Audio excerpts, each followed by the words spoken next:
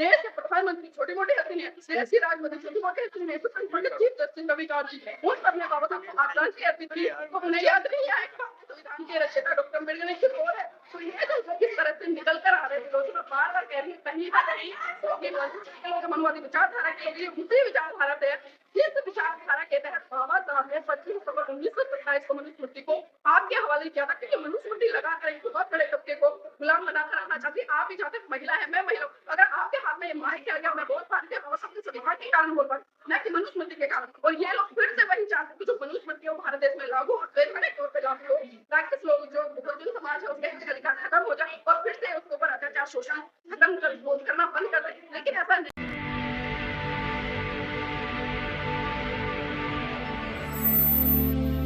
अनिल मिश्रा नहीं, अरे अनिल मिश्रा की क्या औकात है, 2 कोड़े का व्यक्ति नहीं है, कहीं बहुजन समाज का कदर। मैं सच में सामने आया तो जुड़ा भी छोड़ दूं। मैं सच कह रही हूँ, मतलब जो व्यक्ति ये नहीं चाहता कि भारत के संविधान लिखने वाला, देखो जो नॉलेज है, जिसको भी आपने कहा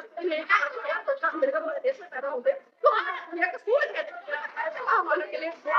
मतलब तक की भाषा इस्तेमाल करता है और कहता है कि बाबा साहब के मस्ती को मिटा रहे हैं। अरे अनिल मिश्रा जी काला को तुम्हारे शरीर पर रहना है, शरीर उसी बाबा साहब के संविधान की वजह से नहीं है। भेदभाव को बोलते हैं संविधान ने खाता जो भेदभाव भारत आधा वो 77 लाख हो गए, सभी जानते हैं, छोटे-छोटे बच्चे भी जानते हैं, दुनिया जानते हैं कि 77 सालों में ये कहाँ सोचते हैं कि बाप-दादा कहाँ सोचते हैं, उनके भी बाप-दादा कहाँ सोचते हैं। जो 77 साल बाद इनको याद आ रही है कि भारत का तो डॉक्टर अम्बेडकर ने नहीं लिखा। अरे मैं कहूँ कि इस मौजूद में मत आई और इसी पर चर्चा करा था, मैं बैठ के चर्चा हमें आज अभी आपसे देखा अच्छे से शब्दों को बाबा साहब का निर्माण जो एकदम देश के प्रधानमंत्री छोटी-मोटी हस्ती नहीं है, देश की राष्ट्रपति छोटी-मोटी हस्ती नहीं है, सुप्रीम कोर्ट के चीफ जस्टिस रविकांत जी हैं। उन सब ने बाबा साहब को आजाद की हस्ती थी, तो उन्हें याद नहीं आएगा। संविधान के रचयिता डॉक्टर अम्बेडकर ने किस ओर है, तो ये जो किस तरह से निकल कर आ रहे थे लोग, मैं बार-बार कह रही हूँ, कहीं न कहीं ये लोग मनवादी विचारधारा के लोग, ये उसी विचारधारा से है, जिस विचारधारा के तहत बाबा साहब ने 25 अक्टूबर 1927 को मनुस्मृति को आपके हवाले किया था, क्योंकि मनुस्मृति लगाकर एक बहुत बड़े तबके को गुलाम बनाकर रखना चाहती। आप भी चाहते महिला है, मैं महिला हूं। अगर आपके हाथ में ये माइक आ गया, मैं बोल पाती हूँ, बाबा साहब के संविधान के कारण बोल पाती, न कि मनुस्मृति के कारण। और ये लोग फिर से वही चाहते हैं कि जो मनुस्मृति है वो भारत देश में लागू हो, वैधानिक तौर पे लागू हो, ताकि लोग जो बहुजन समाज है उसके अधिकार खत्म हो जाए और फिर से उसके ऊपर अत्याचार शोषण खत्म करना बंद कर दे। लेकिन ऐसा नहीं हो, ये वही फिर से वही चाहते कि मनुस्मृति का जो शासन है वो लागू हो, मनुस्मृति जो संविधान के दायरे से वो बंद हो। लेकिन आज भी समाज के लोग पढ़े लिखे बहुजन समाज में तमाम करोड़ों की संख्या में मैं कहूँ कि जागरूक लोग हैं, आज हजारों लाखों एडवोकेट्स हैं, सुप्रीम कोर्ट के चीफ जस्टिस का कभी अपने कभी वो सॉरी बीएन राव जी रहे, तो बहुत सारी चीजें हैं, तो ये हमें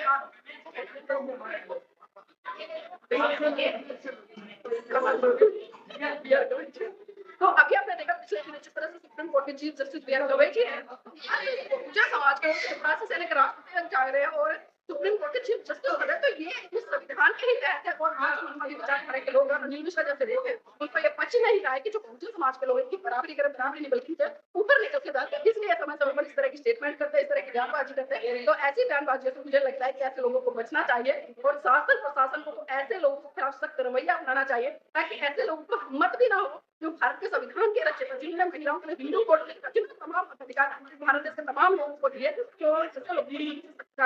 लेकिन अभी तक तो जो सरकार है कोई एक्शन नहीं ले गया था, किसी समुदाय का व्यक्ति इस तरीके से किसी पर प्रॉपर एक्शन। देखिए एक्शन होना लाजमी, क्योंकि आज बहुजन समाज के पास में ना सत्ता है ना ही प्रशासन है। अभी आपने देखा पिछले दिनों, आपने भी कई बार अपने चैनल से और सोशल मीडिया प्लेटफॉर्म से जो कनौजिया थी उनकी खबर चलाई, जिस तरह से उन्हें लखनऊ विश्वविद्यालय से रस्टिकेट कर दिया गया और भी तमाम ऐसे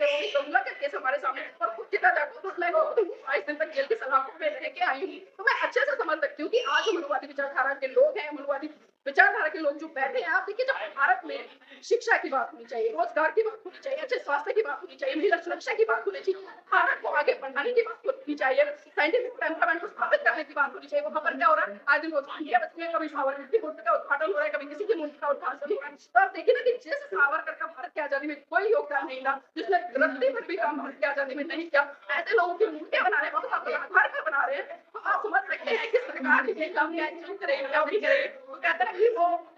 वही है कि चट्टे बट्टे सहजता से मिलकर बोलते रहते हैं और एक जांच करते हैं कि मुझे समाज के जो लोग हैं इनका कितना टेम्परामेंट है और कितना वो जागे, कितना सोए हैं। तो इसलिए समय समय पर ऐसे लोग चेक करते रहते हैं जी, वो हमें होमवर्क दे देते हैं, हम लोग में लग जाते हैं, तो वो ये चाहते हैं कि सरकार में भी चर्चा। एक सवाल है कहीं ना कहीं थोड़ी बहुत महिला राखी में जाती है, ठीक है, तो पिता के संपर्क में रहने का उसका हक खत्म होता है। अगर वो सेम साथ में शादी करे तो कहाँ पर कहीं न कहीं मनुस्मृति लागू हो रही है। लेकिन मैंने कहा था डायरेक्ट इनडायरेक्ट को स्थापित करने का प्रयास किया जा रहा है और जिस व्यवस्था की बात कर रहे हैं क्योंकि बाबा साहब ने लोग फिल्म ला उन्हें पता चल गया कि हमारी जो महिला जब तक हमारी गुलामी जब जो महिला शादी से पहले पिता के अधीन रहती थी जवानी में अपने मतलब पुत्र के अधीन रहती है पति के अधीन रहेंगी और जब पति हो जाता है पुत्र के अधीन रहती तो आज वो महिला सक्षम हो रही है आदि कितने महिला चाहे वो हिंदू समाज की महिला क्यों क्योंकि मैं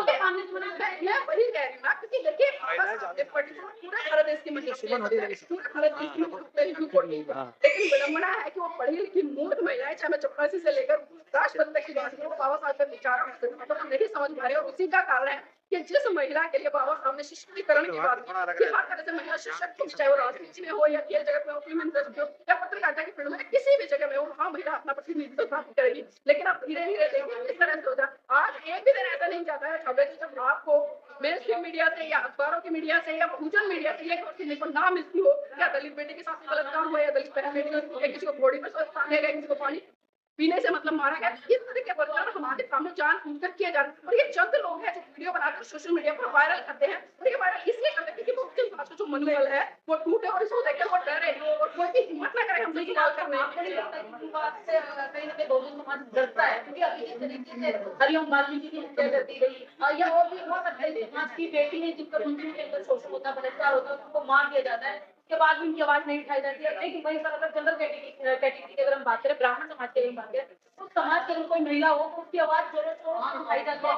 रोडों को जाम कर देता है तो इसमें भी गलती बेटियों पर फर्क है बिल्कुल फर्क है लेकिन महिला की जो जाति का कार्ड है वो हमेशा खिला जाता है चाहे वो राजनीतिक तौर पर हो या जिसके वजह से मतलब नेता करता है उस तरह से लेकिन कहीं ना कहीं जो समाज के लोगों की भी जिम्मेदारी है क्योंकि बाबा साहब ने आप एक मिसाल को दिया जो कि पूरे विश्व में फैला पूरे विश्व की सीमाओं में निकलकर उन्होंने पूरी तरह से गौड़ा मैत्री भाईचारे का संदेश देते हुए पूरे विश्व में राज्य और वो समय का सम्राट अशोक का जब पूरा भारत कहीं ना कहीं विश्व गुरु कहलाया लेकिन जैसे जैसे उनके सिद्धांत यहाँ तक खत्म होते गए उनके फॉलोवर्स खत्म होते गए हमने देखा कि जो एक दूसरी व्यवस्था थी दूसरी संस्कृति थी उसने यहाँ पर कब्जा किया और उसी का कारण है आज जो अत्याचार हो रहा है क्योंकि बाबा साहब ने कहा कि जाति बाबा साहब ने कहा कि जाति खत्म कर फॉर एग्जाम्पल मैं बात यहाँ पर बस एक वाल्मीकि समाज है एक जाटव एक रैकर एक सूफी एक कुमार है एक पासी है एक कुर्मी अगर ये सारे लोग अपनी जाति हटाकर अपने पीछे और लगा तो क्या आप किसी की पहचान कर पाएंगे एक बड़ा समुद्र बन जाएगा छोटी छोटी नदियां आकर लेकिन ये जानवर नहीं जानते जीवन कैसे होगी क्योंकि लगातार जिस तरीके से जनरल कैटेगरी का सवाल था ब्राह्मण सामान्य सवाल था उन्होंने ये कहा ऐसे ऐसे लोग जो समाज के लोग हैं पहले अपने अंदर से अपनी जात तो तब तो आप लोगों का भला हो उन्होंने की बात है बिल्कुल सही मैं उनके साथ एग्री करूं क्योंकि बहुजन समाज में आज 4665 पर जातियां बनी हुई है और ये जाति सिर्फ ऐसी बात में आप देखिए ना इतनी बस जातियां बना के लोगों ने रखा हर कोई जात को रखा और सबसे ज्यादा मेरा अगर रखो ना मैं कहूँ जो है जन गायक बने हुआ आजकल हर दिन जातों पे गायक बना कोई ग्रेट चमार ग्रेट जाटव ग्रेट वाली देखिए रोज नए गाने जातों पे बन रहे हैं ये मैं क्या उम्मीद कर सकते हैं बाबा साहब का सम्मान करें या बाबा साहब विचार धारा को करेंगे आगे बढ़ाएंगे ये जो आपने कहा था चंदन हो गए कितने हैं मुझे इस हमारा जैसे 3% ब्राह्मण है और 3% ब्राह्मण ब्राह्मण की काबिज है मुताबिक की काबिज है तो ये गलती 3% की नहीं है बल्कि एक गलती तो और 17% उनकी गलती की कोई ईमानदारी निष्ठा समझने के साथ में काम नहीं करते मगर अच्छा को आगे नहीं बढ़ाए अगर वो ईमानदारी से काम करते तो क्या औकात है बताइए वो सही कह रहे हैं आप चौथी में बटे रहिएगा और बटते रहेगा तो कटते ही रहेगा तो खाओगे भी और वो 3 राज्य प्रदेश में बना हुआ है आप किसी भी राज्य से खबरों में शहर में गली मोहल्ले में आप लोगों के अंदर तक नहीं जाने अभी कई सोशल मीडिया पर वीडियो डैड बॉडी लेकर जा रहे हैं जो लोग हैं वो नहीं दे रहे तो आप अरे जाइए ना हिम्मत रखिए ना वो एक मार कम से कम 4 मारने की हिम्मत रखिए ना लेकिन आप डर के कारण डर जाते हैं आपको दबा दिया जाता है तो मैं सबसे पहले यही कहना चाहूंगी कि मुझे समाज के जितने भी नेता हैं चाहे वो किसी भी क्षेत्र में काम करे चाहे सामाजिक है धार्मिक है राजनीतिक है एजुकेशन है वो सभी समाज को एक जगह लाए एक झंडे बैनर के नीचे बहुजन समाज का एकजुट क्योंकि बहुजन में अगर हम ओबीसी की बात करें तो वो सबसे ज्यादा शोषण दलितों का करता है तो आप बहुजन किस तरीके से बार बोल रहे हैं मैंने क्या बात की पहले ही आपने मुझसे सवाल किया मैंने कहा ऐसे समझ लो 4000 से ऊपर जातियां हैं और वही लोग अगर अपनी जाति को खत्म करके जातियों की बात करें मैंने बहुजन की बात की शोषण किसके आधार पर होगा शोषण किसके आधार पर आज आप 4 लोगों से समझिए 20 से पूछ के ये क्या जो सोच रहे हैं कि अब फिर चलती क्या करो, ये दलित है, चूड़ा है, चमार है, कटी है, रह गए, किसकी हो रहा? अपने पौधों के ऊपर कितने अत्याचार हो रहे हैं? आप खुद देखते हैं कि आपने कभी ऐसी खबरें देखी कि पौधों के साथ बलात्कार हुआ, या पौधों की बहन बेटियों को छेड़ा गया, पौधों को पानी पीने से रोका गया, पौधों को घोड़ी चढ़ने पे रोका गया? अरे पौधों ने सारे झंझट खाने ही नहीं है, इसलिए उनका साथ में ही नहीं हो रहा है। मैडम जी, जाति लोग हैं, मैडम, लेके हुए हैं, नीलम मैडम, जाति छिपा के पीछे पीछे चल रहे हैं, ऐसे लोगों का मैडम, शोषण हो रहा है। तो इसमें 203% होने जरूरी हो रही है। जो दोषी है वो 97% बहुजन समाज है, जो अपने महान विचारधारा को नहीं समझ रहा है और उनको नहीं पढ़ रहा है, और जन तक प्रचारित प्रसारित कर रहा है, तो बहुत दूर की बात है, क्योंकि पहले पढ़ ले, वो जान जाए, तभी तो कुछ कर पाएंगे। मैडम, अगर जाति खत्म हो जाए तो आरक्षण कैसे मिलेगा?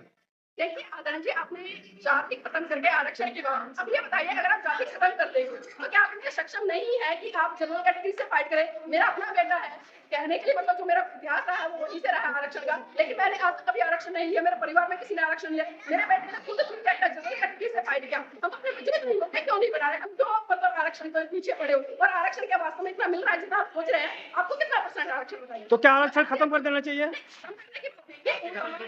जाति खत्म करो। मैं तो कहती पूरे भारत देश में जो लोग ये जाति उठा रहे हैं,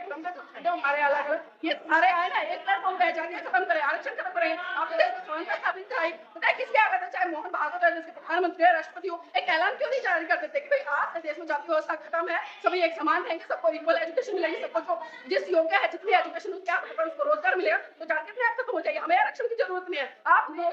आरक्षण देकर चिल्लाते रहते हैं आरक्षण आरक्षण। अरे उनसे सवाल करो ना जाके, जो पूरा आरक्षण खा रहे हैं, 3% है तो उन्हें तो ईडब्ल्यूएस का भी आरक्षण मिल गया, और मंदिरों में कौन सा आरक्षण बताइए? कौन सा आरक्षण मिल रहा है आपको? आपको मिल रहा है, आपके समाज को मिल रहा है, अन्य लोगों को मिल रहा है, किसी को नहीं मिल रहा है। भाई है ना आरक्षण। आज आप देखिए ईडब्ल्यूएस, मैं खुद उदाहरण देती हूँ आपको, जो अपने आरक्षण की बात की है ना, अभी ईडब्ल्यूएस कैटेगरी के फॉर्म निकलेंगे, दिल्ली की बता रही मैं, हर राज्य में निकलते हैं, अलग अलग क्राइटेरिया है, लेकिन ईडब्ल्यूएस के जो फॉर्म निकलेंगे मतलब 25% सीटें निःशुल्क होती है गरीब बच्चों के लिए। आप जाके सर्वे कीजिएगा प्राइवेट स्कूलों, जो बड़े बड़े जो लाखों रुपए की फीस ले रहे हैं, एक भी बच्चा अगर आपको एससी एसटी ओबीसी समाज का मिल जाए ना, गरीब तबके का मिल जाए, मेरा नाम बदल देना, क्योंकि मैं खुद इसका जीता जागता उदाहरण हूँ। लोग नकली सर्टिफिकेट बनवाते हैं, वो लोग जो प्लेनों में चलते हैं, जो अर्टिगा में चलते हैं, बड़ी बड़ी गाड़ियों में चलते हैं, 10 से 12 15 लाख की गाड़ियां चलते हैं, डायमंड की रिंग पहने होते हैं, डायमंड की मतलब गोल्ड की चैन होती है उनके गले में, और वो लोग मतलब ईडब्ल्यूएस का वो बनवा के सर्टिफिकेट अपने बच्चों का एडमिशन करा दिया। आप वहां जाइए, उनसे सवाल कीजिए। तो जो ये आरक्षण है ना, इसका रोना छोड़ दीजिएगा, और जो ये लोग रोते रहते हैं आरक्षण, सबको पता है कितना मिल रहा है कितना नहीं मिल रहा। आप सुप्रीम कोर्ट में चले जाइए, डिस्ट्रिक्ट कोर्ट में चले जाइए, नीचे जितने भी प्रशासनिक